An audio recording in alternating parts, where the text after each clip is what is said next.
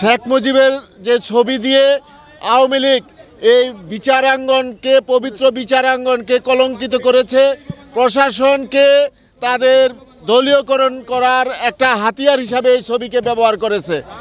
এখন নিরপেক্ষ সরকার এবং এই বাংলাদেশে যে বিপ্লব সাধিত হয়েছে, এই বিপ্লবের চেতনাটাই হলো যে এখানে বিচার বিভাগ স্বাধীন থাকবে এবং প্রশাসন নিরপেক্ষ থাকবে।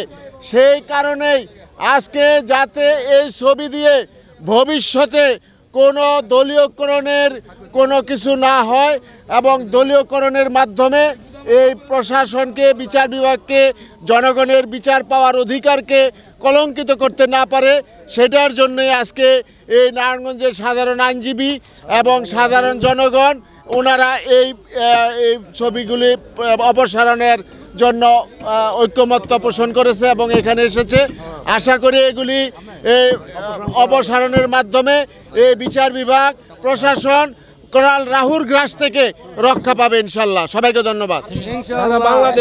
আমরা বলতে চাই, নারায়ণগঞ্জে এই ধরনের কোনো শেখ মুজিবের ছবি বা কোনো কিছু আমরা রাখবো না। আমরা চাই একটি ফেসিবাদ মুক্ত নারায়ণগঞ্জ এবং এখানে ওই যে শামীম ওসমান, সেলিম ওসমান এবং আইবিরা যেভাবে এই নারায়ণগঞ্জকে এই তাদের হস্তগত করেছিল, কুক্ষিগত করেছিল, সেই কুক্ষিগত করার হাত থেকে নারায়ণগঞ্জকে রক্ষা করে জনগণের ক্ষমতা জনগণের কাছে ফিরিয়ে দিতে চাই আমরা।